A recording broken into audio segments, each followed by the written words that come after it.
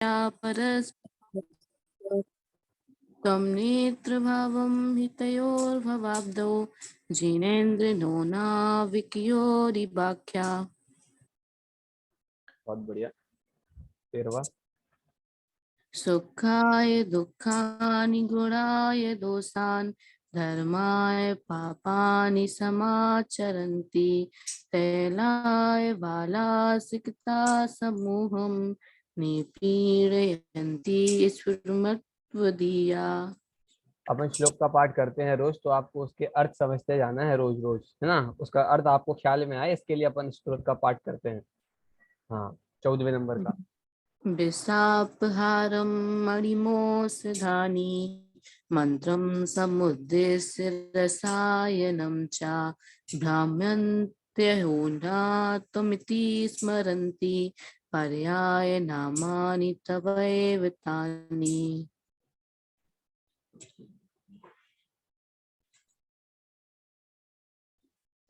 चित्तेन किञ्चित् कृतवानसि त्वं देवाकृतश्चेतसि येन सर्वं हस्ते कृतं तेन जगद्विचित्रं सुखेन जीवत्यपि चेत् त्रिकालतत्त्वं तं विस्त्रिलोकी स्वामीति संख्यान्यतेरमीषां बोधाधिपत्यं प्रति नावविश्यत् तेनेऽपि चेदव्यापस्यद्मूनपीदम्। चापसदमूल पीदम। हाँ चलिए, षष्ठी। षष्ठी जी पढ़िए आप।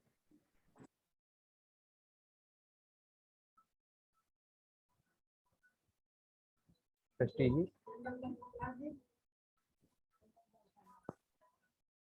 नाकर्षि नाकर्षिपात्रस्य परिक्रम्य रम्यं नागर्ष्य रूपस्य तवो परिकारी तभ्यो हेतु सुखस्य भानो रुद्र रुद्रभ्रांतिश्च छत्र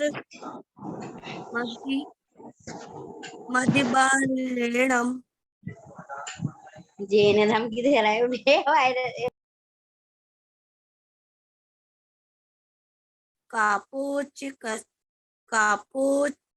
कापो कापेचिकत्वा कच्च सुखे उपेक्षा सा चे साकिन साकिन सा सा चेकित सा किमिच्छ प्रतिकूलवादी काश्व कास्व कात्वा सर्व जगत प्रियत्वा तन्नो तन्नो यथा तय मे विवचम ते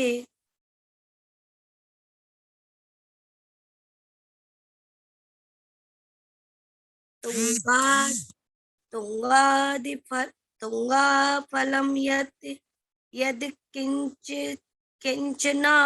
किंचित् उच्च प्रायं समुद्रं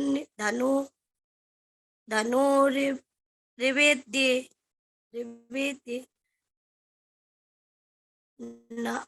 नरि नरिभाषु नरिभाषु निरम्भस्मादिवाद्रे निर्या नैकापि निर्याति धुनीपयोधे। चलिए 20वां पढ़िए। त्रैलोक्य सेवा नियम दंडम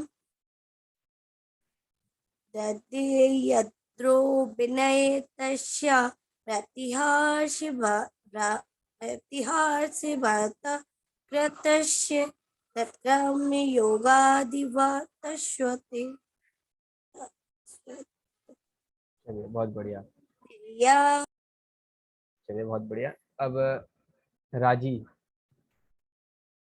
हाँ राजी जन पढ़िए 21वें नंबर श्लोक। संगानी कर दीजिए, पढ़िए 21वें नंबर के श्लोक को। व्याय परम पश्यति साधुनिस्व श्रीमान कश्चित् कृपातान दन्दा यथा यथा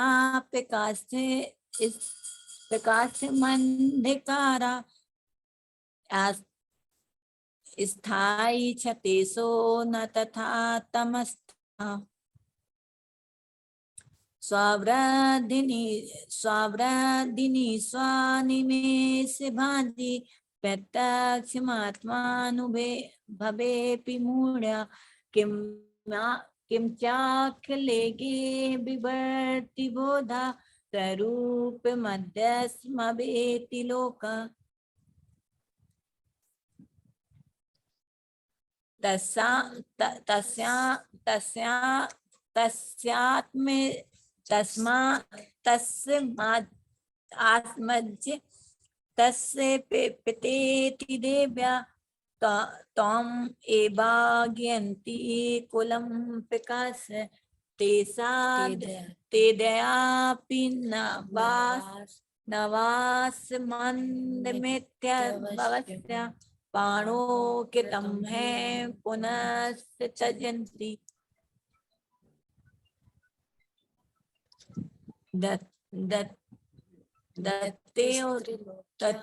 दत्तेस्त्रिलोक्यं पतयो विभूता सुरासुरस्तस्य महान् सलाभा मोहस्त्वयि कुब्रोद्धं मूल्यस्य नाशो बद्ध।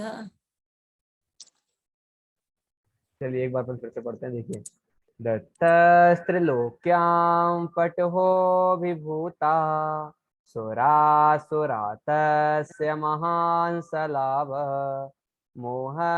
मोहस्त्वयिको विरोधुं मूलस्य नाशो बलवत् विरोध। 25वां पढ़िए अनामिका दीदी, 25वां पढ़िए।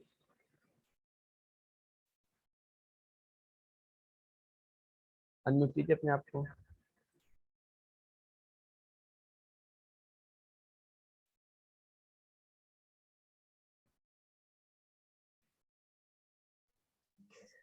भैया 23, 24, 25 ये 3 एक बार थोड़े थोड़े बता दो क्योंकि हमने अटेंड नहीं किए थे। 23, 24, 25 चलिए मैं आपको बता देता हूँ। वैसे YouTube पे क्लास डली हुई है तो आप उससे देख लेना एक बार, है ना। चलिए अपन लास्ट में देख लेंगे, एक बार समय होगा अपने पास तब देख लेंगे, ठीक है। अभी थोड़ा समय अपने पास। हाँ चलिए 25वें नंबर श्लोक से पढ़िए। हाँ भाभी जी आप पढ़िए पढ़िए।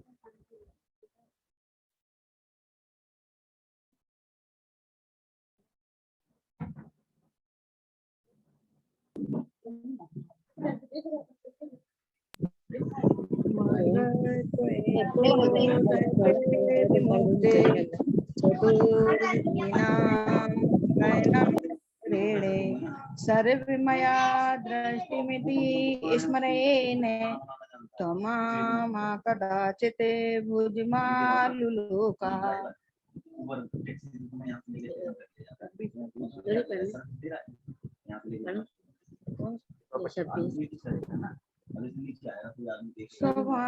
स्वानुनरकस्य हबीबुद्ध्वा कल्पान्ते वातोऽम्बुनिधो विधाता संसारे भोगस्य वियोगी भावो विपक्ष पूर्वाविदुषतन धन्ये।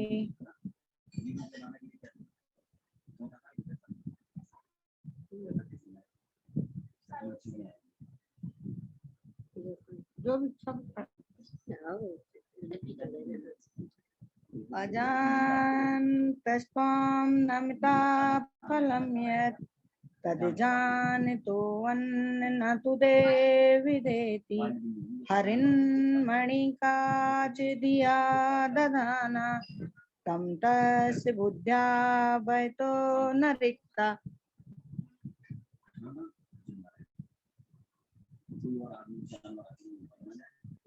प्रशस्ति वाच चतुरा कसाये दग्धस्य देवे हारिमाव गतस्य दीपस्य नन्दिस्त्वं दृष्टं कपालस्य तं मङ्गलस्त्वम्।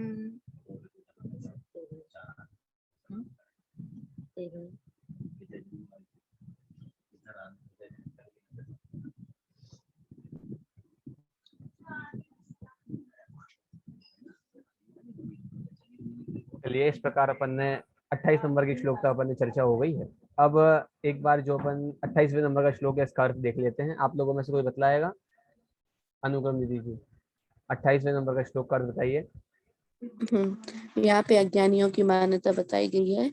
यहाँ बताया है कि मतलब जो लोग अच्छा बोलते हैं तो लोग उनकी प्रशंसा करते हैं, और जो कसायों से दग्ध होते हैं और उन्हें लोग, अन्य जो देवी देवता होते हैं वह कसायों से दग्ध होते हैं, लेकिन व्यवहार से उनको लोग पूछते हैं।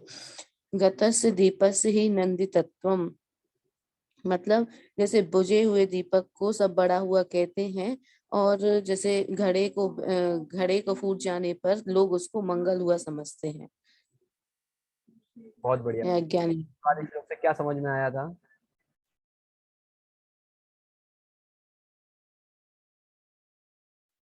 क्या समझ में आया था इस वाले श्लोक से? भाई एक बार फिर से बता देना इसका अर्थ। चलिए देखिए,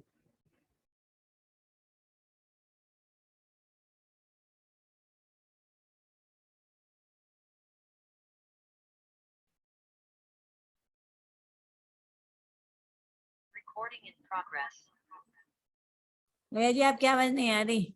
इस वाले श्लोक का अर्थ देखते हैं ना, 28वें नंबर का।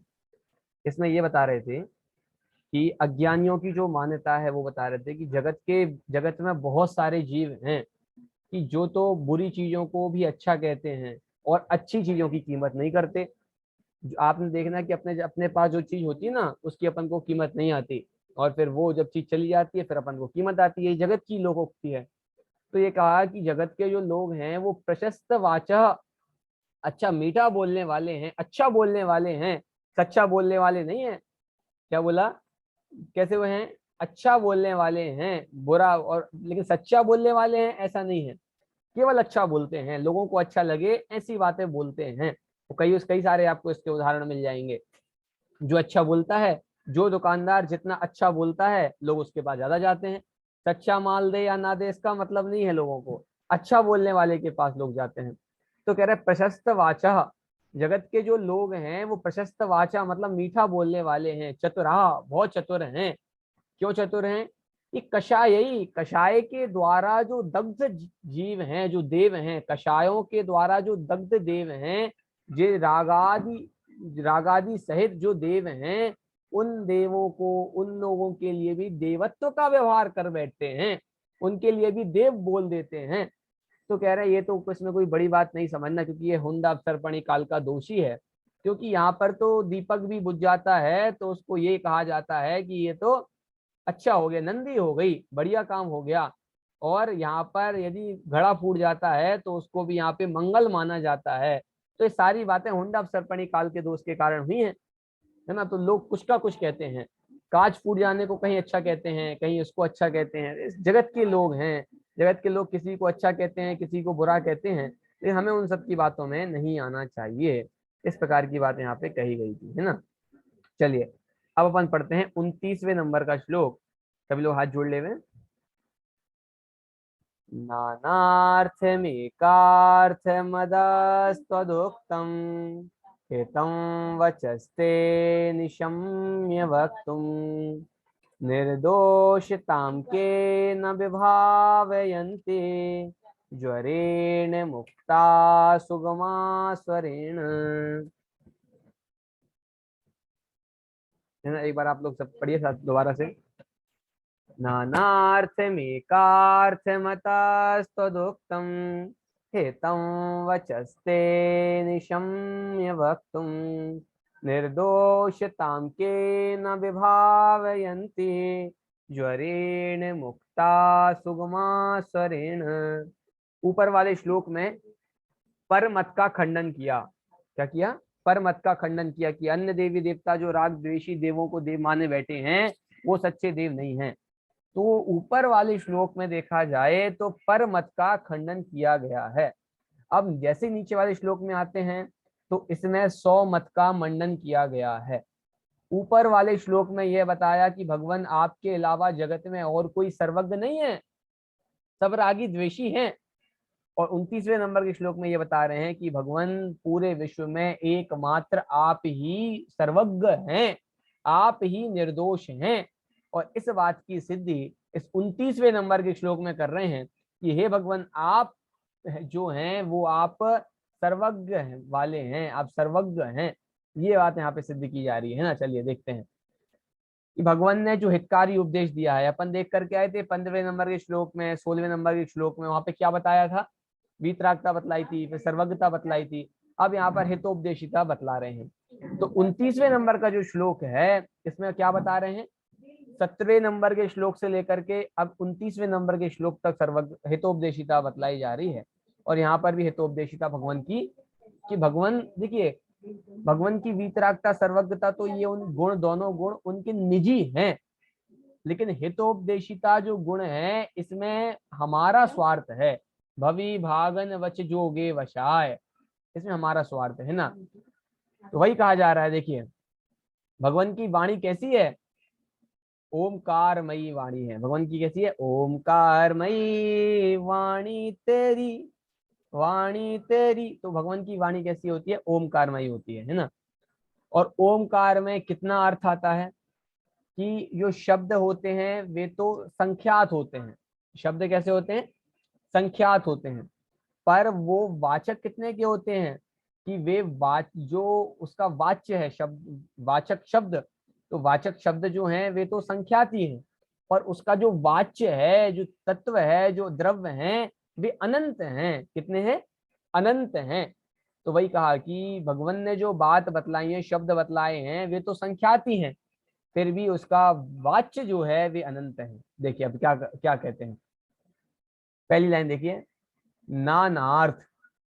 नानार्थ, भगवान की वाणी में नाना अर्थ आए हैं।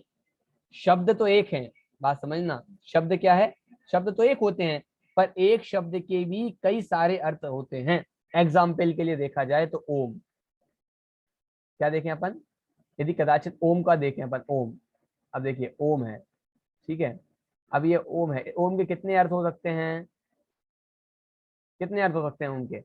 एक अर्थ तो आपको पता ही है, ओम का अर्थ होता है पंच परमेष्टि। बाकी सब लोग ध्यान से सुनना ये सारी बातें। पहला है अरिहंत का आ, सिद्ध, सिद्ध को बोलते हैं अशरीरी, तो अशरीरी का भी आ, ठीक है। इसके बाद आचार्य का बड़ा आ, ठीक है। उपाध्याय का ऊ, और साधु का मुनि, मुनि का माँ, ठीक है। मुनि का हो गया ये माँ। तो क्या हो गया ये? पढ़ो इसको पूरा, ओम, है ना। तो क्या हो गया ये? पूरा पूरा ये मिला करके बनता है ओम, पूरा मिला करके बनता है ओम, है ना। तो ये ओम, ये बन करके ओम हो जाता है पूरा। आ प्लस आ इज इक्वल टू आ प्लस आ इज इक्वल टू आ, और आ प्लस ऊ इज इक्वल टू ऊ, और ऊ और माँ म, तो ऊ म ओम, पूरा मिला करके यहाँ पे ओम बनता है, ठीक है। अब दूसरा अर्थ देखिए ओम का। ओम में 3 अक्षर हैं, एक तो है ऊ, एक तो है आ, और एक है माँ। 3 अक्षर देखिए। ऊ से होता है ऊर्ध्वलोक, माँ से होता है मध्यलोक, और आ से होता है अधोलोक। तो तीनों लोक में सारभूत क्या है?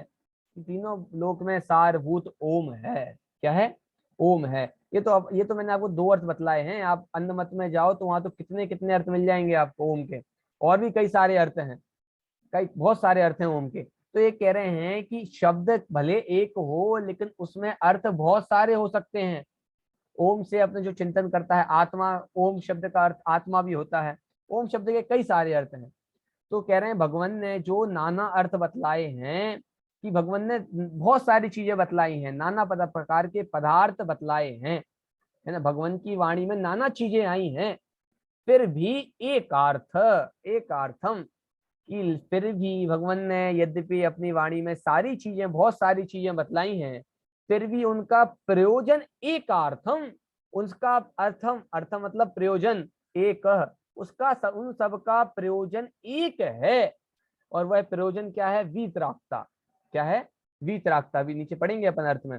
तो भगवान ने यद्यपि नाना अर्थ, नाना प्रकार के अर्थ बतलाए हैं, नाना प्रकार के वाच्य बतलाए हैं, नाना प्रकार के वाचक बतलाए हैं, उन सबका प्रयोजन एकार्थ, एक है। नाना अर्थ, नाना अर्थ का अपन 4 अनुयोग भी ले सकते हैं।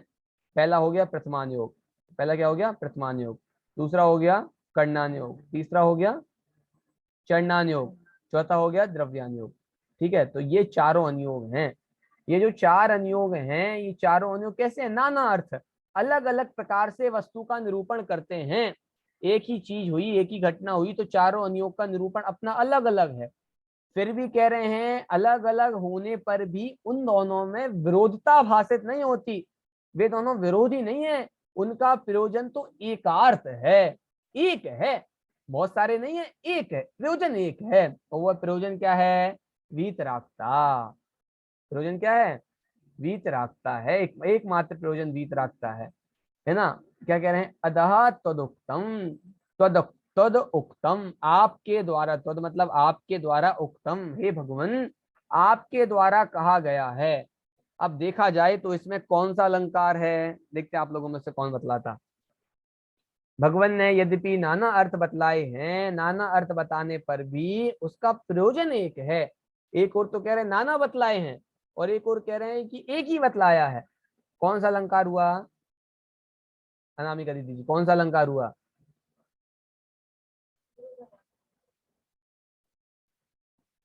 नहीं पता? अनामिका दीदी जी अनम्यूट कीजिए अपने आप को। चलिए अनुक्रम दीदी जी आप बताइए। विरोधाभास। बहुत बढ़िया, विरोधाभास अलंकार। और मैंने आपको वो पहले दिन बतलाया था कि धनंजय कवि का पहले श्लोक में भी विरोधाभास अलंकार है, और कई सारे श्लोक में अपन विरोधाभास अलंकार देख करके आए। धनंजय कवि का सबसे प्रिय अलंकार विरोधाभास अलंकार ही रहा है ना। तो वही कहा नाना अर्थ एकार्थ, नाना प्रकार के अर्थों का प्ररूपक होने के बावजूद भी दिव्य ध्वनि का सार एक अर्थ है, एक चीज को बतलाना चाह रहा है। भगवान महावीर और सर्वोदय तीर्थ एक किताब लिखी छोटे दादा के द्वारा, उसमें लिखा भगवान महावीर की वाणी का प्रतिपाद्य एक सारभूत भगवान आत्मा, एक भगवान आत्मा, वैस एकार्थः अतः तदुक्तम, आपके द्वारा कहा गया है, आपके द्वारा कहा गया है। ये बताया कि भगवान ने यद्यपि अलग अलग चीजों का उपदेश दिया है, फिर भी उस सबका प्रयोजन भूत एक ही है ना। अब कह रहे हैं हितम, हित की बात है। ये भगवान ने जो बात कही ना, हित की बात है। वचस्ते, तो भगवान के हितकारी वचनों को, ते मतलब भगवान के, उनके, वचा मतलब वचनों को, हितकारी वचनों को, निशम्य, निशम्य वक्तुम, निशम्य का अर्थ है सुन करके, और वक्तुम, वक्तुम मतलब आपके जैसा जो वक्ता है वह। तो कुल मिलाकर के बात यह कही जा रही है कि हे भगवान, आपने जो नाना प्रकार के तत्वों को बतलाया है और उन सबका सारभूत एक भगवान आत्मा बतलाया है, इन सबका तदुक्तम जो आपके द्वारा यह कहा गया है, हितम वचस्ते निशम्य वक्तुम, आपकी इस प्रकार के नाना अर्थों को सुनकर के भगवान की वाणी कितने में कीर्ति है कि 18 महाभाषा और 700 लघु भाषा ओम भगवान ने बोला। तो ओम में क्या गर्वित है कि 18 महाभाषाएं होती हैं, बड़ी बड़ी भाषाएं, और एक जो होती है ऐसी 700 उसके आवंतर भेद लघु भाषाएं होती हैं। इतने में भगवान की दिव्य ध्वनि कीर्ति है। तो ये कह रहे हैं कि नाना अर्थ, नाना प्रकार के शब्द हैं, फिर भी एक अर्थ को ही बतलाने वाली है। हितम वचस्ते, हितम हितकारी है जो भगवान की बात को सुनकर के, वक्त तुम कौन कहेगा, निर्दोषताम केना विभावयंती, भगवान की निर्दोषता को कौन स्वीकार नहीं करेगा, विभावयंती मानेगा, भावयंती विभावयंती, के मतलब किसके द्वारा, ना विभावयंती किसके द्वारा स्वीकार नहीं किया जाएगा। थोड़ा सा आपको कठिन लग रहा होगा, फिर से अपन देखेंगे तो आपको आ जाएगा। यह कहा जा रहा है कि भगवान ने नाना प्रकार के अर्थ बतलाए हैं, और नाना प्रकार के अर्थ बतलाने के बावजूद भी भगवान की वाणी का सार एकमात्र वीतरागता ही है। और भगवान ने जो एक अर्थ का प्रयोजन रूप जिनवाणी माँ को कहा है, जिनवाणी को कहा है, जिन्हें उस वह हित करने वाली है, उसके हृदय जो हितकारी वचन हैं उसको सुनकर के कौन व्यक्ति भगवान की निर्दोषता पर विश्वास नहीं करेगा। क्यों? क्योंकि भगवान की जो वाणी है वह निर्दोष है। यह ऐसे जाना जाता है कि भगवान ने जो बात कही है वह परस्पर विरोधी नहीं है। युक्ति शास्त्र अविरोधी भाग, भगवान की जो वाणी है वह युक्ति शास्त्र के विरोधी नहीं है, वह युक्ति शास्त्र से सामंजस्य स्थापित करती है, वह विरोधता को प्राप्त नहीं होती। परस्पर वो है ना, परस्पर वो कापत घट्टनम, कि कुमार्ग का पोषण नहीं करती, कुमार्ग को मिटाने का ही पोषक है। तो वही कह रहे हैं कि हे भगवान, जो आपने नाना अर्थों की प्रतिपादक एक अर्थ को बतलाने वाली जिनवाणी को कहा है, उसको हितकारी समझ करके जो पुरुष सुनता है वह आपकी निर्दोषता पर विश्वास क्यों नहीं करेगा। और इससे आपकी निर्दोषता का पता चलता है। कैसे पता चलता है? उदाहरण दे रहे हैं। एक व्यक्ति बहुत बीमार था। हाँ अनामिका दीदी, समझ में आ रही बात? वीडियो ऑन कर लीजिए आप अपनी सब लोग। एक व्यक्ति बहुत बीमार था, बेचारा बिस्तर पे पड़ा हुआ था, बहुत समय से उठते नहीं बन रहा था, खाना खाते नहीं बन रहा था, कुछ करते नहीं बन रहा था, बहुत समय से बीमार था, है ना। तो वो कैसे बोलता है, बीमार व्यक्ति कैसे बोलता है, अरे अभी नहीं चाहिए, बाद में लाना, ये नहीं खाना है, बहुत दुखी दुखी होकर के बोलता है। उसकी जो वाणी होती है वह वाणी तो देख करके पता चल जाता है कि ये व्यक्ति अभी ठीक नहीं है। और जो माँ होती है वह समझ जाती है कि अरे भाई इसकी जो शब्दों में जो खटास आ गई है वह इसकी बीमारी के कारण आई है।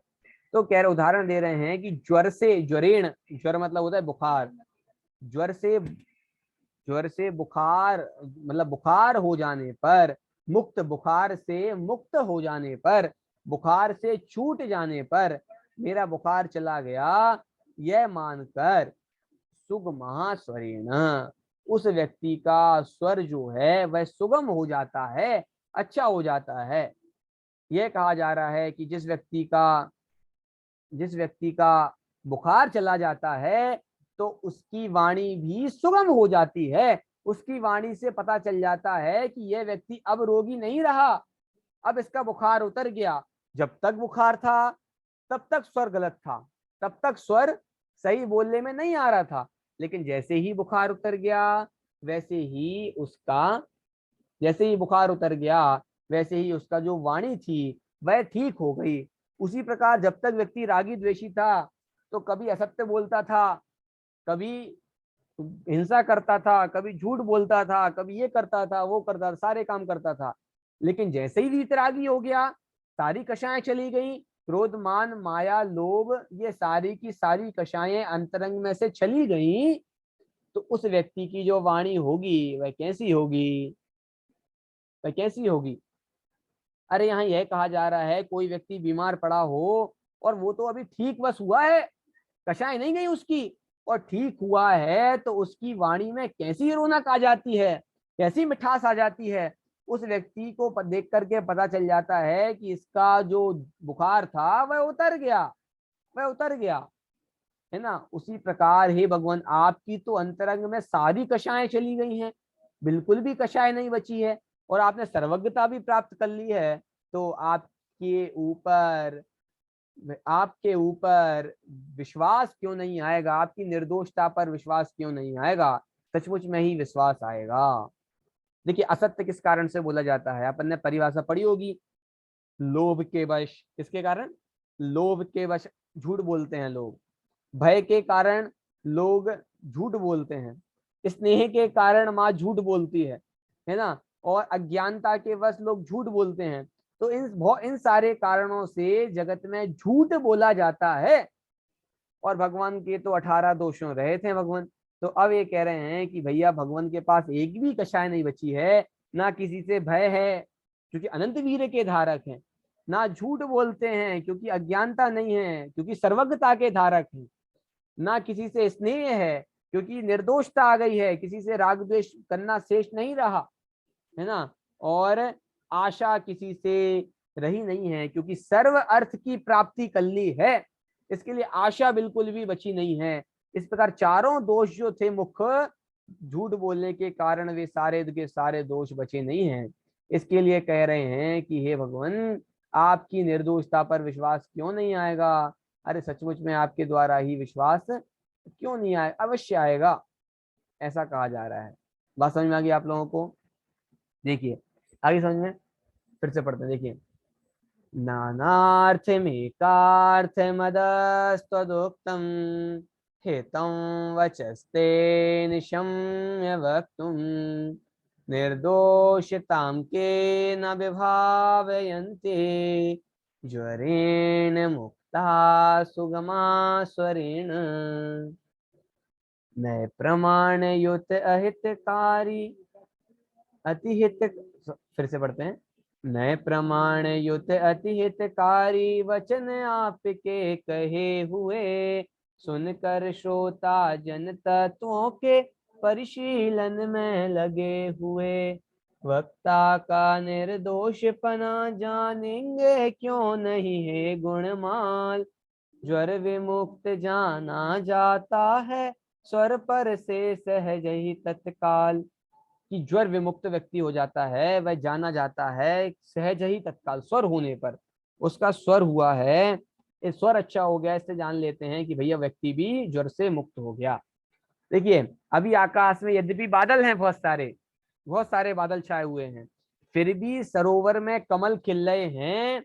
इससे यह बात पता चलती है कि ऊपर सूर्य अवश्य में वो होगा, जरूर होगा सूर्य ऊपर। क्यों? क्योंकि नीचे कमल खिले हुए हैं ना। यद्यपि बादल हैं ऊपर, फिर भी कमल खिले हुए हैं, इसका मतलब यह है कि सूरज अवश्य होगा। उसी प्रकार भगवान की वाणी खिल रही है, सच्ची वाणी खिल रही है, वीतरागता की पोषक वाणी है, इसका मतलब अंदर कहीं ना कहीं सर्वज्ञता का सूर्य अवश्य होगा। इस प्रकार के ऐसे बहुत सारे अपन उदाहरण दे सकते हैं। तो बात समझ में आ गई आप लोगों को, है ना? कठिन नहीं है। फिर से एक बार बताते हैं, नाना भगवान नाना अर्थ के प्रतिपादक हैं, फिर भी एक अर्थ को ही बतलाने वाले हैं, ऐसा जो भगवान ने कहा है। हितकारी जो वचन है, इसको निशम्य मतलब सुनकर के वक्तुम कौन कहेगा, निर्दोषताम के न विभावयन्ति, कि भगवान में निर्दोषता नहीं है। भगवान की इतनी हितकारी वाणी सुनकर के कौन ऐसा कहेगा कि भगवान में निर्दोषता नहीं है? अर्थात सभी लोग यही कहेंगे कि भगवान पूर्णता निर्दोष हैं। क्यों? क्योंकि ज्वर से मुक्त हो जाने पर जीव अच्छा बोलने लगता है, मीठा बोलने लगता है। तो भगवान की तो सारी कषाएं नाश को प्राप्त हो गई हैं, तो भगवान मीठा क्यों नहीं बोलेंगे? अवश्य बोलेंगे। मीठा मतलब सच्चा क्यों नहीं बोलेंगे? अवश्य ही बोलेंगे। चलिए आगे बात समझ में। चलिए अनामिका दीदी जी, राजी, श्लोक का अर्थ, श्लोक पढ़िए, श्लोक का अर्थ बताइए। नानार्थमेकार्थे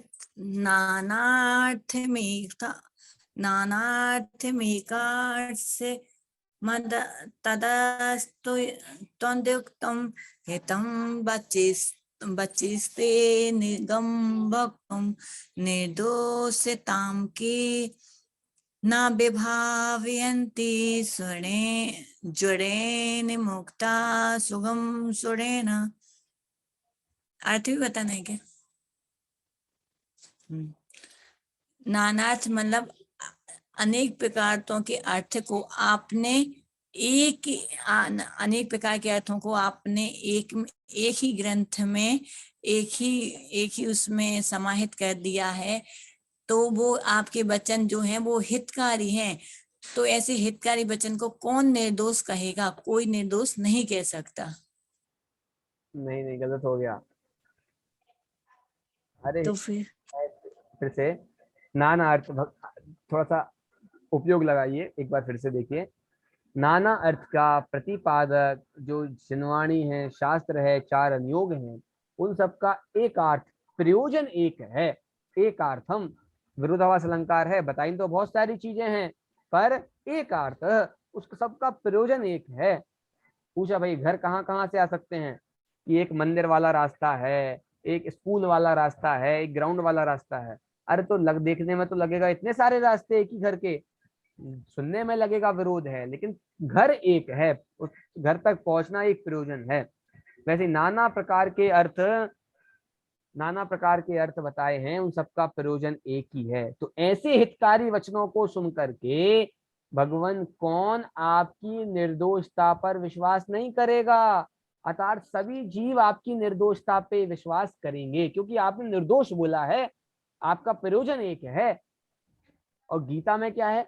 गीता में तो हिंसा का प्रयोजन है, प्रयोजन वहां पे गलत है, उपदेश अच्छा है। और अपने यहाँ पर प्रयोजन भी ठीक है और उपदेश भी बराबर है। तो भगवान ऐसी बात को सुनकर के कौन आपकी बात पे विश्वास नहीं करेगा, अवश्य आपकी बात पे विश्वास करेगा। आगे दीदी बात समझ में?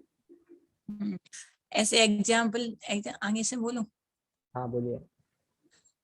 हाँ, कि मतलब है ना, आपके अर्थ तो अनेक अर्थ हैं, लेकिन आपका प्रयोजन एक ही है, और प्रयोजन एक ही है। और जैसे कि जैसे हमें कहीं मंजिल पहुंचना है, रास्ते अलग अलग हैं, लेकिन हमारी मंजिल हमारा घर एक ही है। इसी प्रकार आपके प्रयोजन अलग अलग हैं, लेकिन आपका उद्देश्य एक ही है, मोक्ष मार्ग में। ऐसे हितकारी वचन हैं आपके, तो ऐसे इसको कौन निर्दोष कहेगा? मतलब अर्थात इसको कोई दोष से नहीं है, ऐसे आपके निर्दोष वचन हैं। जैसे कि कोई व्यक्ति बुखार से पीड़ित है, उसको बुखार है, तो उसका स्वर और शारीरिक स्वास्थ्य अस्वस्थ होने के कारण उसकी भाषा, उसकी बॉडी लैंग्वेज पूरी वो हो जाती है, ढीली हो जाती है, वो बोल नहीं पाता अच्छे से, उस चिड़चिड़ापन आने लगता है। लेकिन जब वो स्वस्थ हो जाता है तो उसकी वाणी वैसी ही हो जाती है, ठीक वैसा ही आपका तो ऐसे किसको ही निर्दोषपना कहेंगे। बहुत बढ़िया, अनुक्रम दीजिए आप करिए श्लोक का। नानार्थमेकार्थमदस्तुदुक्तं हितं वचस्ते निसम्य भक्तो निर्दोषतां केन विभावयन्ति ज्वरेण मुक्ता सुगमासुरेण। हे भगवान, आपकी नाना प्रकार के अर्थ को बताने वाली जो आपकी जिनमाड़ी माता है, वह उसका प्रयोजन जो हित का मार्ग बताती है, और हित का मार्ग बताने वाले श्रोताजन, और ऐसे निर्दोष आपकी जो वाणी है वह निर्दोष है। तो ऐसा कौन होगा जो आपकी वाणी को निर्दोष नहीं कहेगा? अर्थात सभी आपकी वाणी को निर्दोष कहेंगे, उसमें कोई भी दोष नहीं है। जैसे ज्वर पीड़ित व्यक्ति होता है तो उसका जो स्वर है उसका जो स्वर है वह सब चेंज हो जाता है, लेकिन जैसे ही वह ज्वर से मुक्त हो जाता है उसका स्वर आदि सब सुगम हो जाते हैं। चलिए बहुत बढ़िया। षष्ठी जी, हाँ अर्थ कीजिए श्लोक का।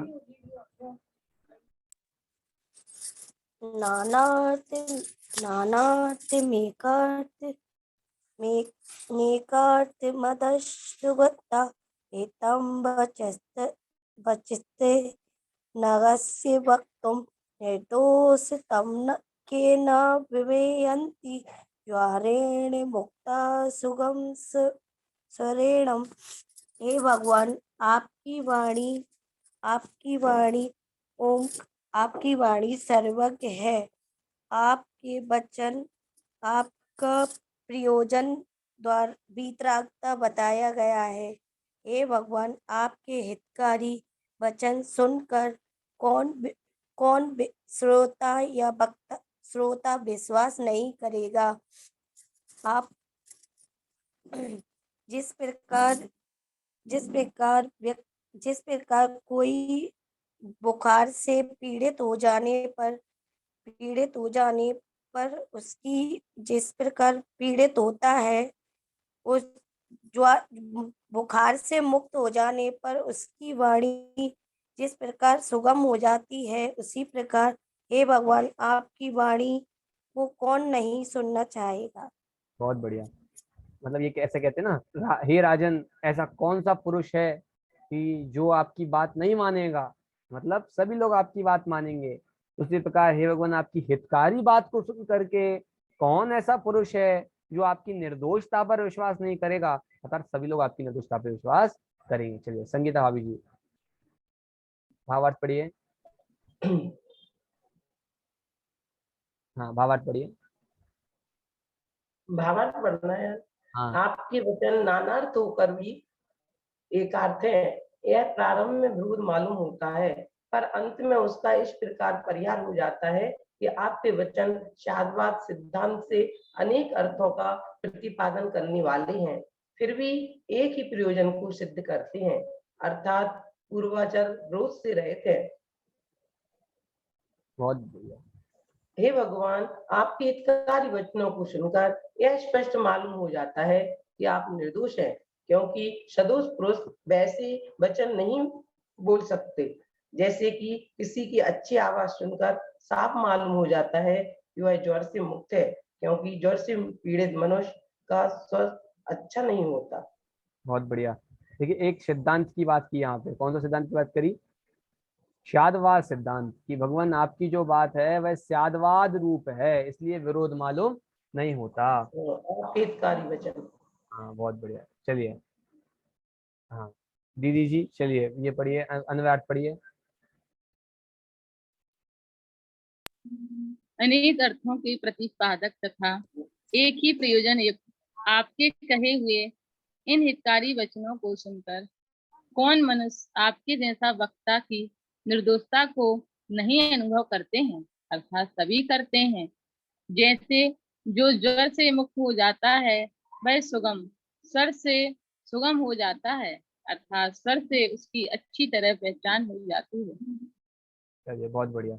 अनवर जी शुभार्थी क्या समझ में आया बताइए, क्या इसका? नए प्रमाण युक्त अति हितकारी वचन आपके कहे हुए सुनकर श्रोता जनता के परिशीलन में लगे हुए वक्ता का निर्दोष पना जानेंगे क्यों नहीं हे गुणमाल। जुलन विमुक्त जाना जाता सौ परिक से ही सहज ही तत्कार। हे प्रभु, आपके वचन नाना होकर भी एकात्र है। यह प्रारंभ में विरोध मालूम होता है, पर अंत में उसका इस प्रकार परिहार हो जाता है। आपके वचन सिद्धांत से अनेक अर्थों का प्रतिपादन करने वाले हैं, फिर भी एक ही प्रयोजन को सिद्ध करते हैं, अर्थात पूर्वा पर विरोध से रहित हैं। हे भगवान, आपके हितकारी वचनों को सुनकर यह स्पष्ट मालूम हो जाता है कि आप निर्दोष हैं, क्योंकि सदोष पुरुष वैसे वचन नहीं बोल सकता है जैसे किसी की अच्छी आवाज सुनकर साफ मालूम हो जाता है कि वह जुलन से मुक्त है, क्योंकि जुलन से पीड़ित मनुष्य स्वर अच्छा नहीं होता। बहुत बढ़िया। ये तो आपने अर्थ पढ़ दिया, इससे क्या समझ में आया ये बताइए, जो आपको समझ में आया। हे भगवान, आपने जैसे अनेक प्रकार नाना प्रकार के अर्थ बतलाए हैं और आपकी वाणी हितकारी है। वह आपकी वाणी निर्दोष नहीं है, आपकी वाणी सरदोष है। नहीं जैसे कि जुलन आपकी वाणी पूर्णतः निर्दोष है। पूर्णता निर्दोष है। जैसे किसी व्यक्ति को ज्वलन हो जाता है, वह पीड़ित ज्वर हो जाता है, तो वह पीड़ित से मालूम होता है। उसी प्रकार आपकी वाणी भी सभी दोषों से निर्दोष है। जैसे कोई व्यक्ति पीड़ित हो जाता है तो वो सही नहीं बोलता, लेकिन जैसे ही ज्वर से मुक्त हो जाता है वह अच्छा बोलने लगता है। उसी प्रकार आप भी राग देश रूपी ज्वर से मुक्त हो गए तो आप अच्छा बोलने लगे, अच्छा मतलब सच्चा बोलने लगे। अब आपकी वाणी पे ऐसा कौन पुरुष हो सकता है कि जो विश्वास ना करे, अतः सबको विश्वास करना ही पड़ेगा। चलिए दीदी जिनवाड़ी स्तुति करते हैं अब, है ना। एक बार श्लोक का पाठ करते हैं, इसके बाद जिनवाड़ी स्तुति करेंगे। सब लोग साथ में करेंगे श्लोक का पाठ। नानार्थमेकार्थमदस्त्वदुक्तं हेतं वचस्ते निशम्य वक्तुः निर्दोषतां केन विभावयन्ते ज्वरेण मुक्ता सुगमा स्वरेण। अब देख कितने मार्मिक मार्मिक श्लोक धनंजय कवि कहाँ कहाँ से उदाहरण लेकर के आते हैं कि बात बिल्कुल अपने हृदय में बैठ जाए कि ज्वर से मुक्त हो जाने पर तो सभी जीव, जैसे ज्वर से मुक्त हो गए तो अच्छा बोलने लगते हैं, उसी प्रकार भगवान समस्त ज्वर से मुक्त हो गए, सभी राग देश से दूर हो गए तो वह सच्चा बोलते हैं। इसलिए कौन ऐसा पुरुष है जो अपना हित करना चाहता है और आपकी बात को सच्चा ना बोले। चलिए बहुत बढ़िया, तो जिनवाड़ी स्तुति करते हैं, जिनवाड़ी स्तुति कराइए दीदी।